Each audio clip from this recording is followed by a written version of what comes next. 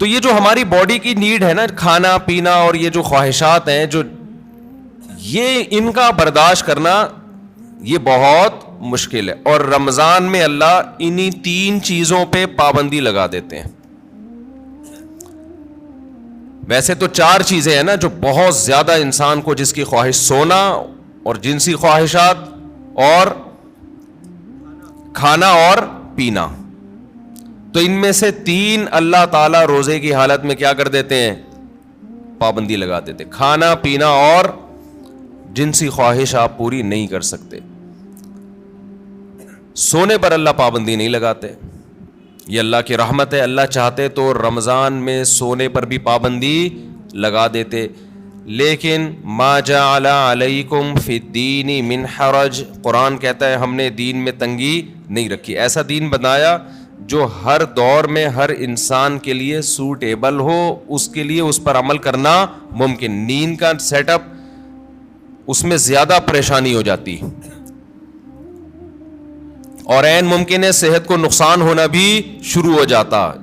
تو رمضان کا مقصد لوگوں کی صحتوں کو نقصان پہنچانا نہیں ہے، لوگوں میں خواہشات پہ کنٹرول کرنے کا جذبہ پیدا کرنا ہے.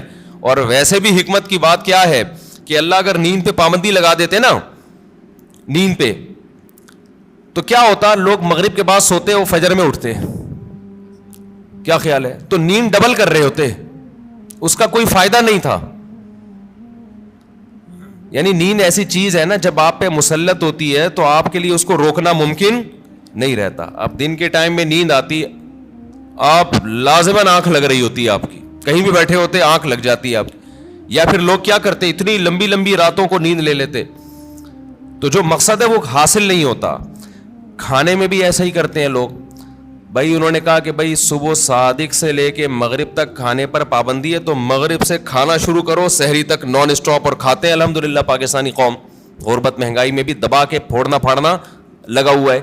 لیکن آپ جتنی بھی اسپیڈ سے جتنا بھی کھا لیں، اس کے بعد بھی بہرحال چند گھنٹوں کے بعد آپ کا معدہ خالی ہوتا ہے. تو یہ صبح صادق سے لے کے غروب آفتاب تک اتنا ٹائم ہوتا ہے کہ نان اسٹاپ آپ ساری رات بھی پھوڑتے پھاڑتے رہیں، پھر بھی 5-6 گھنٹے بعد، سحری کے 6, 7, 8, 10 گھنٹے بعد معدہ کیا ہو جائے گا؟ خالی. اور وہ ٹینشن ہوگی. نہیں آ رہی بات سمجھ میں میرا خیال.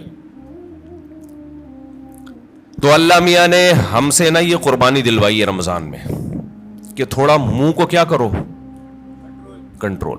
سب سے بڑا مسئلہ ہم نے علماء سے سنا ہے کہ جس آدمی کا اپنے منہ پہ کنٹرول نہیں ہے، باقی کسی خواہش پہ وہ کنٹرول نہیں کر سکتا. اور یہ بالکل درست بات ہے. دیکھو دنیا میں 2 قسم کے فلسفے ہیں. اس پر تو غیر مسلم اور مسلم سب کا اتفاق ہے کہ انسانیت کو کامیابی کی طرف لے جانا چاہیے، ہے یا نہیں؟ بھائی امریکہ بھی یہی بات کرتا ہے، انسان کو کس طرف لے کے جاؤ؟ کامیابی. جاپان والے بھی کہتے ہیں بھائی ایک سکسیسفل نیشن بننا چاہیے ہمیں، کامیاب بننا چاہیے ہمیں. اور اسلام بھی یہی کہتا ہے. لیکن غیر مسلموں کے ہاں کامیابی نام ہے خواہشات کے پورا ہونے کا. آپ کی تمام خواہشات پوری ہو رہی ہیں تو آپ ایک کامیاب انسان ہیں. سمجھتے ہو کہ نہیں سمجھتے ہو؟ اگر آپ کی ہر خواہش پوری ہو رہی ہے تو آپ کیا ہیں؟ کامیاب. لیکن اسلام کیا کرتا ہے؟ آپ کی جگہ جگہ خواہشات پہ پابندیاں لگا رہا ہوتا ہے. جگہ جگہ آپ کی خواہشات پہ کیا لگاتا ہے؟ پابندیاں. یہ نہیں کرنا، یہ نہیں کرنا، یہ لیگل ہے، یہ انلیگل ہے. بہت ساری اور بڑی خطرناک قسم کی پابندیاں بھی لگا دیتا ہے اسلام، جس کا غیر مسلم تصور ہی نہیں کر سکتے کہ ان سے بچے ہم. آپ اپنی مرضی سے سو سکتے ہو اسلام میں؟ عشاء سے پہلے سو سکتے ہو؟ بولو نا، یوں کر دیا کرو تھوڑا پتہ تو چلے. نہیں سو سکتے. فجر سے پہلے اٹھنا ضروری ہے یا نہیں ہے؟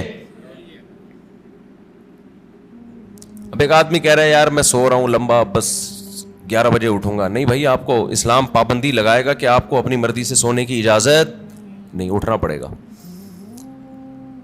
سردی ہے، وضو کا دل نہیں کر رہا، یخ ٹھنڈا پانی ہے، اسلام کیا کہے گا؟ غیر مسلم کیا کہے گا؟ بھائی نہیں، نہیں اٹھو, یا اٹھ گئے ہو تو ہاتھ منہ مت دھو. لیکن اسلام آپ پہ پابندی لگائے گا, آپ کو ہاتھ منہ دھونے پڑیں گے, چاہے ٹھنڈ لگے یا نہ لگے. بلکہ سردیوں میں وضو کرنے میں حدیث میں آتا ہے بہت زیادہ ثواب ہے. ایسے گناہ جھڑتے ہیں جیسے درختوں کے پتے جھڑتے ہیں سردیوں میں.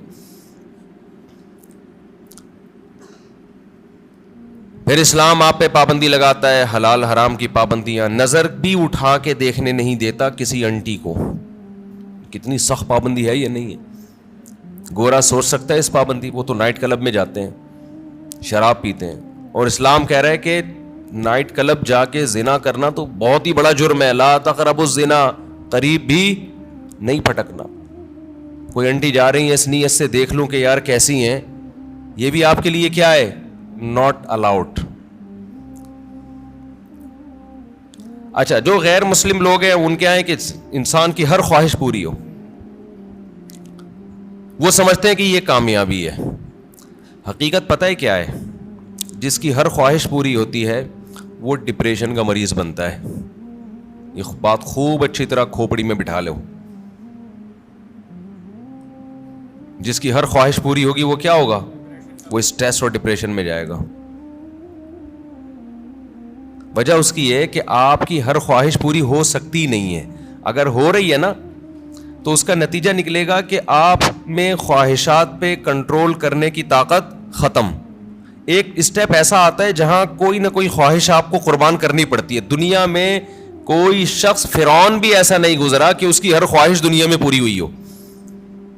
ساری پوری ہو رہی تھی, موسیٰ علیہ السلام آ گئے, ایک دم دماغ کھٹکا نا اس کا, یہ کیا ہو گیا بھائی, یہ تو ہوتا ہے.